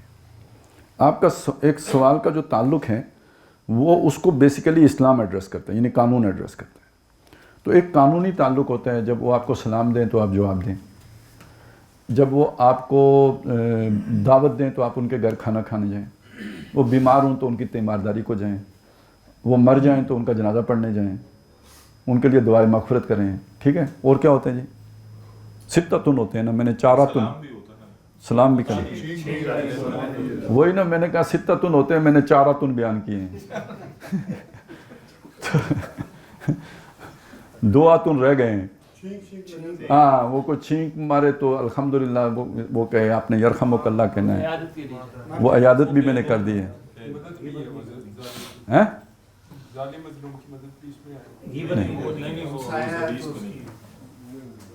او یار خدا کے واسطے نہیں شامل کرنا ہے. ایک تو ہماری آیت عادت بن گئی ہے نا، وہ ڈاکٹر صاحب نے کسی جگہ پہ لکھا نا کہ یہ 9 ہوئے تو یہ کیا تھا وہ جی، نہیں عشرۃ کاملۃ ہیں. تو وہ بھی ہم عشرۃ کاملۃ کرنے کے چکر میں چل پڑتے ہیں، تو وہ پھر تکلف بھی ہو جاتا ہے بعض اوقات. تو بہرحال یہ چیز جو ہے نا یہ اسلام سے یہ آپ سارا پورا کریں گے. ایک ہوتا ہے کسی سے دلی محبت، پیار، انس. اب ایک منٹ صبر تو کریں یار، بات پوری ہونے دیں. اب اس میں جو ہے نا یہ نہیں ہوتا کہ آپ کوئی کھانا آپ کا خالی ہوتا ہے، آپ ہیں اس رستے پہ چل رہے ہیں جو ابھی ہم نے بیان کیا ہے، آپ کا ایک ساتھی ہے وہ بھی اسی رستے پہ چل رہا ہے، اس سے آپ کا ایک دلی تعلق ہونا چاہیے.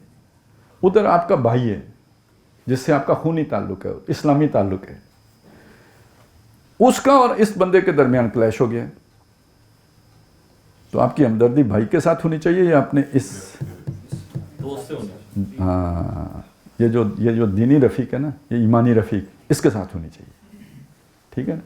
ادھر آپ یہ کہیں کہ بھائی بات تو یہ میرا ایمانی رفیق ٹھیک کہہ رہا ہے، لیکن یہ جو میرا بھائی ہے نا یہ میرے ماں کا بچہ ہے، میرے باپ کا پتر ہے، میرا بازو ہے، تو میں اپنے اس رفیق کے لیے اپنا بازو تو نہیں کاٹ سکتا. تو پھر آپ کے بے ایمان ہونے میں کوئی شک نہیں رہ جاتا. جب آپ کہتے ہیں میں اپنے بھائی کو نہیں چھوڑ سکتا، تو پتہ تو یہاں جا کے چلے گا نا کہ آپ کتنے صوفی ہیں. تو یہ کوئی نہیں کہتا کہ ان کو چھوڑ دینے کا مطلب یہ ہے کہ ان کی قبر بھی چھوڑ دو، ان کی اسلام دعا بھی چھوڑ دو. چھوڑ دینے کا مطلب یہ ہے کہ جب یہ آپ کے ٹائم کا، آپ کی ہمدردی کا، ان کے اگر کوئی کلیش ہو تو اس میں آپ کے تعاون کا حقدار آپ کا یہ ایمانی بھائی ہو، نہ کہ وہ خونی بھائی. چلیں. یعنی ان کے جو رسم و رواج اور ان کا مطلب جتنا بھی وہ طور طریقہ ہے وہ اسلام کے ساتھ تو نہیں ہے، یعنی وہ تو مخلوط معافل والا اس طرح کے معاملات ہوتے ہیں. اب ان میں اگر ان کو ترک کرتے ہیں تو وہ قطع تعلق ہو، یعنی اس پہ دعوت کا راستہ بھائی قطع تعلق اس نے کیا نا، آپ نے تو نہیں کیا. دعوت کا راستہ وہ کہے گا یہ مجھے مسلمان نہیں سمجھ یعنی میرے نہیں. چکر نہ چلائیں میری بات سنیں. ایک منٹ ٹھہریں یار. وہ مسئلہ یہ ہے کہ ایک آدمی شراب پینے جا رہا ہے، آپ اس کے ساتھ نہیں جاتے، اس کے بعد وہ آپ سے تعلق توڑ لیتے ہیں، تو یہ قطع تعلق کس نے کیا؟ اس نے کیا نا. اسی طرح وہ اپنی بچی کی شادی میں ڈانس کراتا ہے، آپ اس لیے شادی میں نہیں جاتے، اس کے بعد وہ آپ سے ناراض ہو جاتے ہیں، تو یہ قطع تعلق آپ نے کیا یا اس نے کیا؟ اس نے کیا. دعوت تو پھر مطلب اس طرح بند راستہ ہو جاتا ہے. اس لیے میں کہہ رہا ہوں کہ یہ اب آپ دعوت کو استعمال کر رہے ہیں ایک ہیلے کے طور پر اپنے تعلقات برقرار رکھنے کے لیے. یہاں دعوت کا تقاضا یہ ہے کہ اسے تعلق توڑا جائے تاکہ اسے پتہ چلے کہ میں نے کتنا بڑا جرم کیا ہے کہ میرا بھائی مجھ سے کٹ گیا ہے. یہی دعوت ہے. دعوت سے منہ سے اعلان کرنے کو نہیں کہتے، دعوت عمل کا بھی نام ہے. اس دعوت میں کہیں جڑنا ہے تو کٹنا بھی دعوت ہی کا حصہ ہے. قرار آیا؟ چلیں سے یاد آئی تھی وہ چھینک چھینکے اور کھانے پینے کی دعوت دے تو وہ بھی قبول. وہ میں نے پہلے قبول کر لی تھی.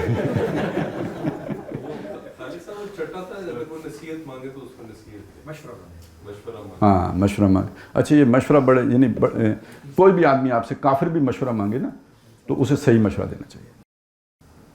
یہ امانت کا مطلب یہ ہے کہ کسی نے مشورہ مانگا, اس نے آپ پر اعتماد کیا, تو آپ کے اگر اندر بہت ہی غبار ہے تو اسے صاف کہیں کہ مجھے تم سے نفرت ہے, میں تمہیں نہیں مشورہ دیتا, لیکن غلط مشورہ نہ دیں.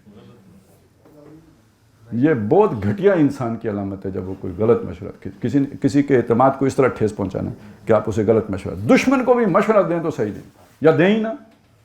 اگر جان نہیں دیتا کوئی میں تیرا نوکر لگاؤں گا کہ تجھے مشورہ دوں, لیکن دیں تو بالکل صحیح مشورہ دیں, جو آپ کی سمجھ کے مطابق اس کے لیے بہتر بات ہو وہ بتائیں اسے.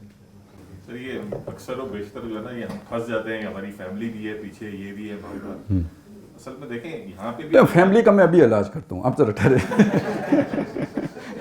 چلے سر نیکسٹ. نہیں وہ درجوں کی بات ہو رہی تھی اس لیے. جی جی بتائیں سر. درجات جنت کے بھی تو درجات ہیں نا, ادھر آخرت میں بھی تو کوئی درجات اللہ نے رکھے ہیں نا. یعنی یہاں پہ بھی آپ سفر طے کر رہے ہیں, وہ جو اللہ تعالیٰ نے کہا ہے جو اللہ کی راہ میں لڑنے والے ہیں, مال لگانے والے ہیں, جو فتح سے پہلے لگانے والے ہیں ان کی بات فرق ہے, بعد والوں کی فرق ہے. بعد والوں کو بھی کوئی نقصان نہیں پہنچایا اللہ تعالیٰ نے, ٹھیک ہے.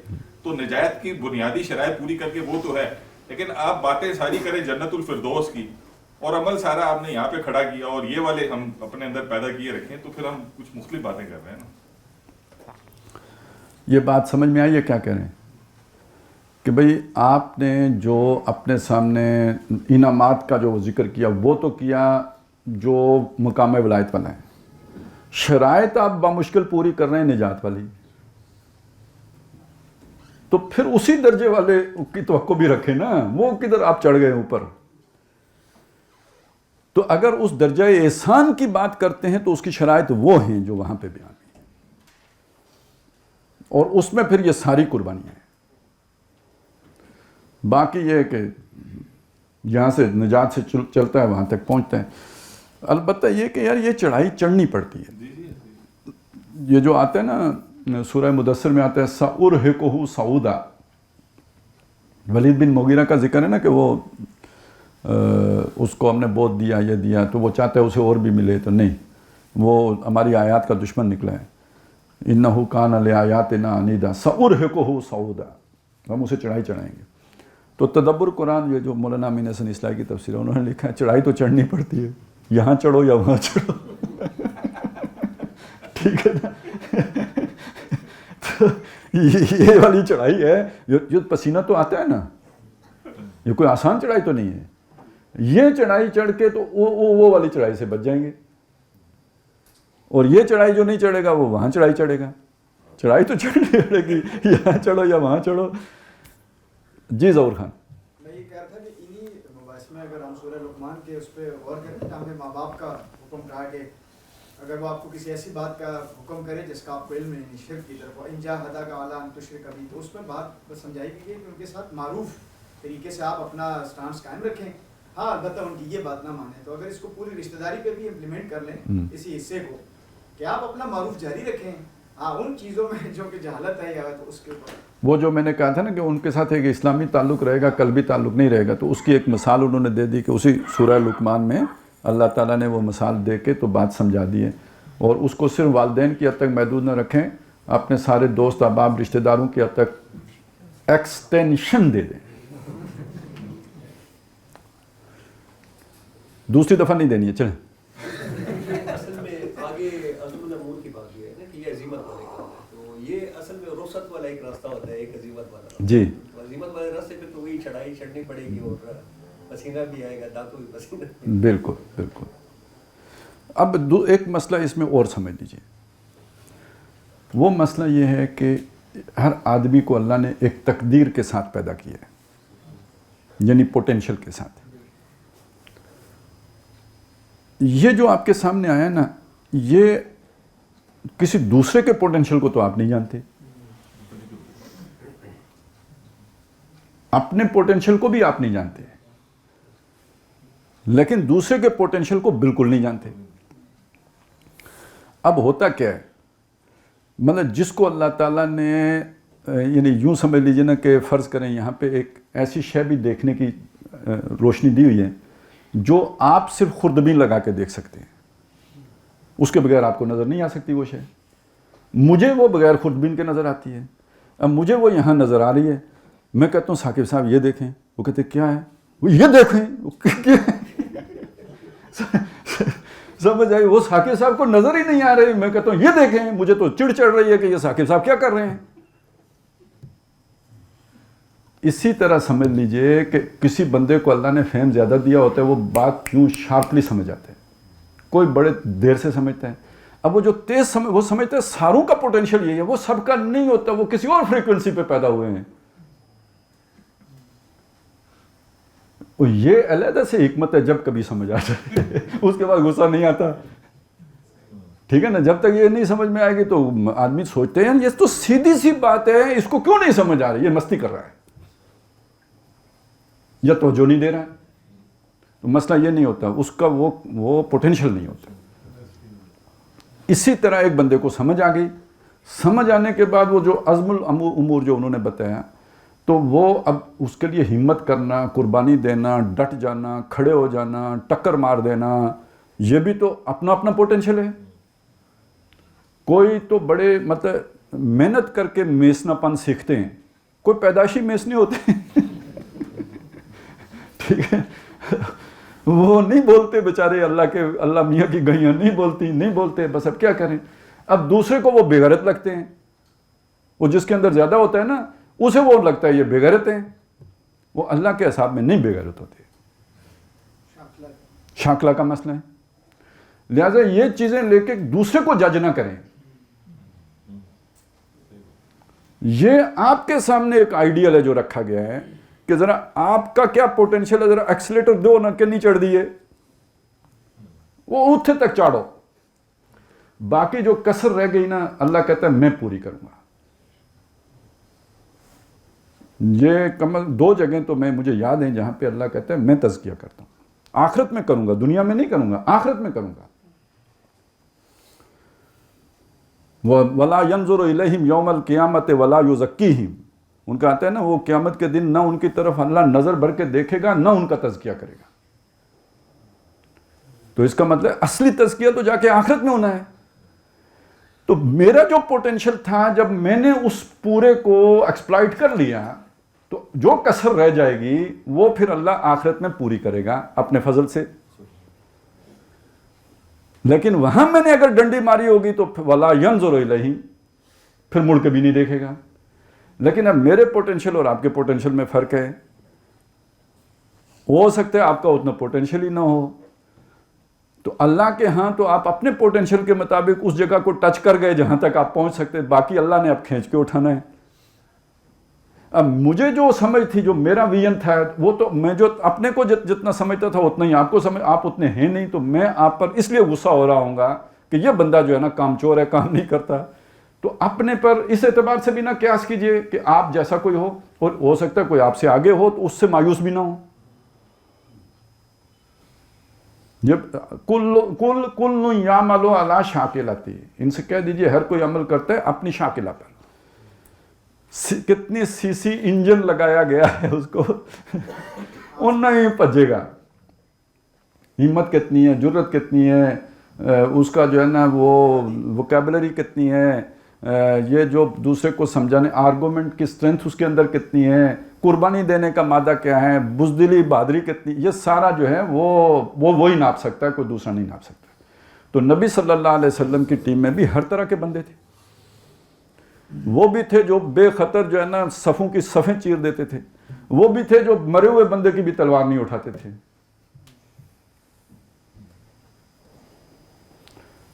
کس کا سوال تھا جی؟ اس میں پھر یہ کہ نجات کا جو کرائٹیریا ہے پہلے بات ہے, یہ بھی پھر ویری کرے گا ہر بندے. یہ تو منیمم ہے بھائی, نہیں پوٹینشیل کے حساب, یہ تو منیمم ہے, اس سے نیچے نجات کا کوئی تصور نہیں ہے جو سورۃ العصر میں آئے.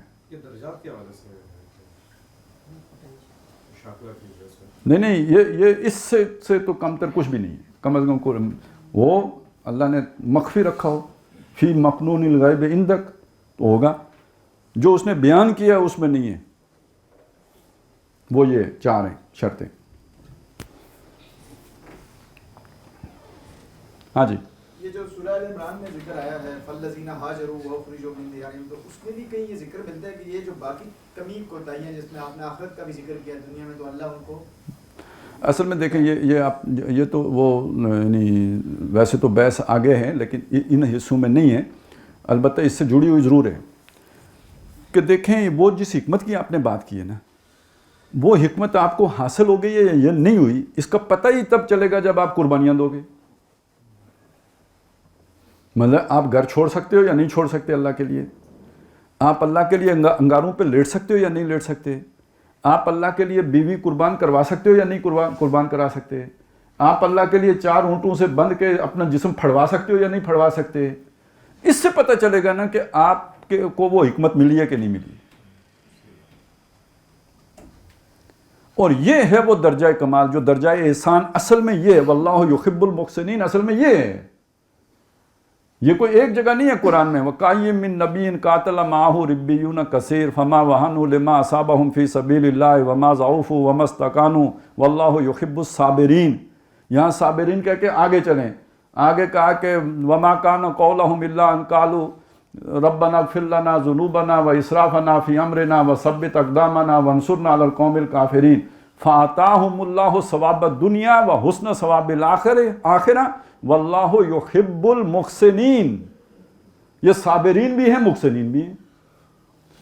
फिर आगे इसी सूरह आल इमरान में वो जब ग़ज़वा उहद हो गया, ज़ख्मी थे, तो ख़बर आई कि वो वापस आ रहे हैं हमला करने के लिए, तो हुज़ूर ने कहा चलें उनका आगे जाके मुकाबला करते हैं, रास्ते में रोकेंगे उन्हें। तो ज़ख्मी हालत में लोग उठ के तैयार हो गए। वहाँ सियानों ने कहा किधर जा रहे हो मरने, वहाँ का कोई परवाह नहीं, हम जाएंगे इनके साथ। अल्लज़ीना क़ाला लहुमुन्नासु इन्नन्नासा क़द जमऊ लकुम, लोग तुम्हारे खिलाफ आ रहे हैं तुमसे लड़ने के लिए। फ़ज़ादहुम ईमाना, बजाय डरने के उनका ईमान बढ़ गया। वक़ालू हस्बुनल्लाहु व निअमल वकील, उन्होंने कहा हमारे लिए अल्लाह बहुत है, वही बेहतरीन काम बनाने वाला है। उससे पहले आ चुका था उन्होंने इस्तजाबा पुकार पे लब्बैक कहा मिन बादा मा असाबहुमुल कर्ह, जबकि वो ज़ख्मी थे। इस हालत में भी अल्लाह के रसूल की पुकार पे लब्बैक कहा।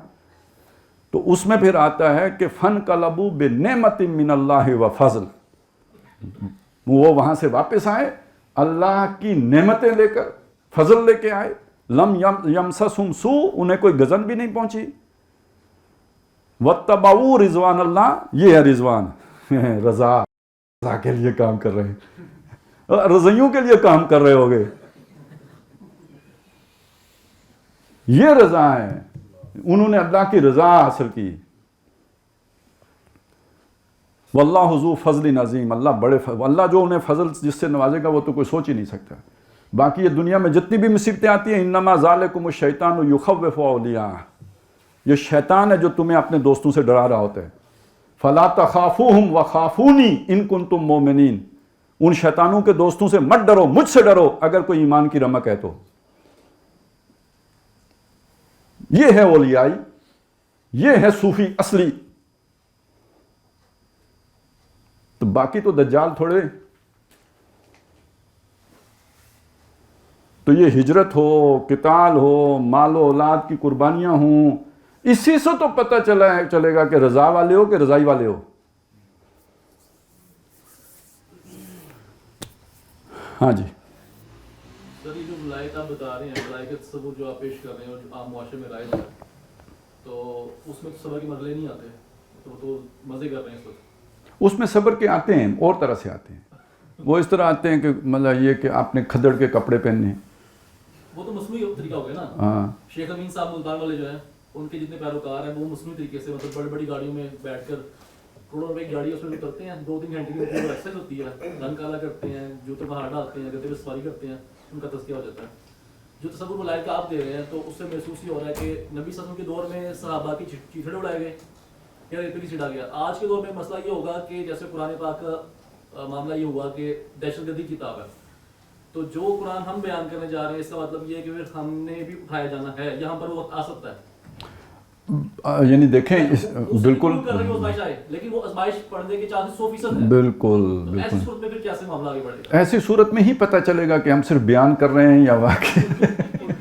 تو اس کی دو صدموں میں آئے گا نا, ایک جو فیملی کی طرف سے ہے اور اپنے ہی گھر سے.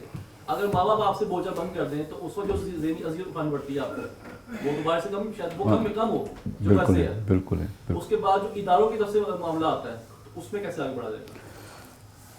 بہرحال یہ دیکھ لیں کہ یہ آگ میں ڈالے جانے سے تو کم ہی ہے نا, جی ٹھیک ہے نا. تو ڈالے گئے لوگ, یعنی کوئی ایک واقعہ تو نہیں ہے, یہ تو صرف ایک واقعہ ابراہیم علیہ السلام کا جو زندہ نکل آئے.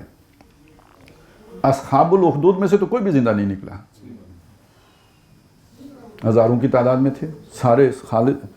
وہ تو اللہ تعالیٰ نے قرآن میں ذکر کیا ہے, بڑے چنگے لوگ سی گئے سارے سوگا ہو گئے. تو یہی اللہ کو پیارے اتنے ہیں, قرآن میں ذکر کر دیا ان کا.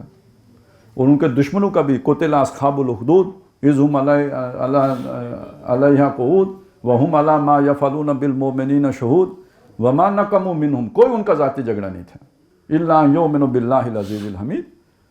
اس جرم میں ان سب کو انہوں نے آگ میں ڈال دیا اور سب گئے. تو اسی سے پتہ چلتا ہے نا یہ کسی کے واقعی عاشق تھے, سچے. نہیں تو پھر بندہ کہانیاں سناتے ہیں, وہ کیا ہے جی, خوبصورت الفاظ کے تانے بانے, اور وہ کس کے شعر جی, جملے, زخرف القول, پھر یہی کچھ ہوتے ہیں. ہر ایک آدمی کے اپنا اپنا مزاج ہے, اپنی اپنی زینت ہے اپنے مزاج کے مطابق. تو کسی کی زینت جو ہے نا یہ خوبصورت الفاظ بھی تو ہو سکتے ہیں.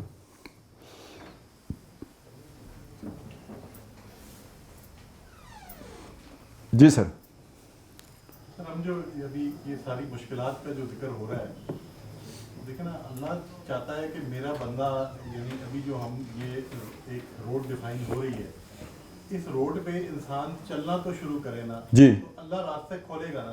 جی جب دنیا کے معاملات میں اللہ پہ توکل کا کہا جا رہا ہے, تو اس روڈ پہ چلنے پہ بھی تو آپ نے اللہ پہ توکل کرنا ہے نا, وہ کھولے گا راستے. بالکل کھولے گا. جو مشکلات آ رہی ہیں ان کو سوچ کے, وہ تو شیطان آپ کے دل میں ڈال رہا ہے, لیکن اس کا سوچ کے اگر آپ رکے رہیں گے کہ بھائی اس روڈ پہ چلنا ہی نہیں ہے کیونکہ اس میں یہ مشکلات ہیں, تو وہ تو فاصلہ کبھی بھی طے نہیں ہوگا. بالکل. یہ یعنی اصل میں امتحان کیا ہے, آپ کا بگڑے گا کچھ نہیں, لیکن آپ نے قدم اٹھایا یا نہیں اٹھایا یہ پتہ لگے گا. آپ اٹھا لیں, اللہ آپ کی انگلی تھام دیتے ہیں. اور اچھا بہرحال اس سارے کا اصل موصول جو ہے نا وہ سمجھ لیں. اب آپ کو میرا خیال ہے کوئی منتخب نصاب کا تھوڑا تھوڑا اندازہ ہو رہا ہوگا کہ یار یہ کیا ایٹم بم ہے. تو پڑھنا پڑھانا وہ بھی ہے, پڑھنا پڑھانا یہ بھی ہے, لیکن یہ اب یہ ایک سیکوینس میں جب آپ رکھیں گے تو یہ انڈے بچے دیتا ہے, اور اگر سیکوینس میں نہ رکھیں گے تو یہ کوئل ہے, گانا گاتا ہے. آپ کے کانوں کو بھلا معلوم ہوتا ہے, آپ لذت لیتے ہیں, پھر گھر چلے جاتے ہیں, اس کے بعد ہوتا کچھ بھی نہیں ہے. تو اب آپ نے جو آگے چیز دیکھیں, اب یہاں سے ایک بات کو سمجھ لیں. بات یہ ہے کہ محمد رسول اللہ کے امتی ہونے کی حیثیت سے ایک چیز تو یہ ہے نا, یہ جو پورا نقشہ سامنے آیا, ایک چیز وہ ہے جو حضور نے بتائی, بلغوا انی ولو آیۃ. کام شروع تو یہاں سے ہوگا نا, میری طرف سے پہنچاؤ, ایک ہی آیت پہنچاؤ. اب یہ ایک ہمارے سامنے چیز ہے, تو ہم یہ لے کے اپنے بھائیوں کے پاس جائیں نا. وہ بخاری صاحب نے ایک آدمی کا کہا ہے, آپ 10 آدمیوں کو ٹارگٹ کریں, ہو سکتا ہے ایک اس سے گزرے, 9 نہ گزرے. تو اب ان کے ساتھ آپ نے بیٹھ کے یہ والی محنت کرنی ہے. یہ ضروری نہیں کہ آپ انہیں درس دیں, آپ ان کو کتابچہ دے سکتے ہیں, آپ انہیں ڈاکٹر صاحب کی کیسٹ دے سکتے ہیں. اس کے بعد آپ نے ان کے ساتھ بیٹھ کے مذاکرہ کرنا ہے. آپ نے یہ دیکھنا ہے کہ اس کو جو انفارمیشن ملی ہے, میں اس انفارمیشن کو اب فکر کی صورت میں بدلوں, اسے کنیکٹ کروں, اسے ڈائریکشن دوں, تاکہ اس کے ذہن کے اوپر وہ نتائج مترتب ہوں جو اس انفارمیشن سے ہونے چاہیے. اور یہ کوئی ایک دفعہ سنا دینے سے نہیں ہے, یہ تو بار بار بیٹھنے سے, مذاکرہ کرنے سے, بات چیت کرنے سے, افہام و تفہیم کرنے سے, کوریدنے سے, سوال اٹھانے سے. اگر وہ نہیں سوال اٹھا رہا, آپ اٹھائیں. اس طرح آپ نے یہ 4 جو مقامات ہیں اس سے اپنے مخاطب کو گزارنا ہے. یہ ہوگا قرآن پہنچانے کا وہ جو حضور صلی اللہ علیہ وسلم نے ذمہ داری لگائی ہے اس کا ادنا تقاضا. یہ ہماری طرف سے اسے تقاضے کے طور پر ہم فیسیلیٹیٹر ہیں, ہم تو صرف توجہ دلاؤ والے ہیں. اصل میں ذمہ داری ہر امتی کی کس نے لگائی؟ نبی صلی اللہ علیہ وسلم نے لگائی. تو حضور سے وہ تعلق کا تقاضا یہ ہے, حضور کے امتی ہونے کا تعلق یہ ہے کہ حضور کا وہ پیغام جو عالمی ہے اسے دوسروں تک پہنچایا جائے. تو یہ نہ کوئی یہ ڈاکٹر صاحب پر احسان ہوگا, نہ ہم کوئی ڈاکٹر صاحب پر احسان کر رہے ہیں, یہ تو اپنے من جاہد فإنما یجاہد لنفسہ, اس جذبے کے تحت اسے کرنے کی ضرورت ہے. اور یہ وتواصوا بالحق جو ہے اس میں یہ بھی تو ہے نا کہ اپنے ساتھیوں کو بھی تو حق کی نصیحت کرنی ہے, وصیت کرنی ہے. تو یہ ساری چیز اس کے تحت ہے. اور یہ باقی نظم کی چیزیں اس لیے ڈھیلی رکھی ہیں کہ یہ کام سپیڈ سے ہو, بھرپور طریقے سے ہو, پوری توجہ سے ہو, پوری محنت سے ہو, ہر آدمی اپنا پوٹینشل پہ کرے. نظم کا تقاضا تو پھر وہ ایک ہی سارے کو مطلب وہ برابر کر دیتا ہے نا, تو وہ نہ ہو, جس کا جو پوٹینشل ہے اس پوٹینشل پہ کریں. تو یہ ایک تو ہم نے سمجھے سب سے کمزور آدمی کے لیے رکھا ہے, جس کو اللہ نے زیادہ صلاحیت دی ہے. وہ کیوں ایک؟ وہ 10 کو کرے نہیں 100 کو کرے. تو میں بہرحال دعا بھی کرتا ہوں, آپ سے توقع بھی ہے کہ انشاءاللہ تعالیٰ یہ صرف سن کے تو آپ چلے نہیں جائیں گے, اس کی فکر کریں گے. اب یہ فکر تھاٹ والی فکر نہیں ہے, یہ پریشانی وہ تبلیغی جماعت والی فکر ہے. وہ جو نہیں کہتے ہیں کہ اس کی فکر کرنا کا مطلب یہ کہ اس کے بارے میں سوچنا, اس کو کرنے کے طریقوں پہ غور کرنا, اس کو ایز ایک پرابلم یعنی سالو کرنے کی کوشش کرنا. تو یہ والی فکر آپ اس کی کریں گے تو مدد اللہ کرتا ہے. باقی جہاں جو ہم مدد کر سکے وہ میں نے آپ کو بتایا کہ سارے اویلیبل ہوں گے. آپ ان کے واٹس ایپ نمبر لے لیں اور وائس میسیج کر دیں, مجھے کر دیں. جہاں الجھن ہوتی ہے, کوئی پریشانی آتی ہے, رکاوٹ پیدا ہوتی ہے, میسیج کریں, آپ کو جواب ملے گا انشاءاللہ تعالیٰ. اور ویسے بھی اپنے ساتھیوں سے بھی پوچھیں. 3 مہینے کے بعد ہم نے یہاں پھر جمع ہونا ہے اور اللہ نے چاہا تو اس کام میں کوئی بہتری آئے گی.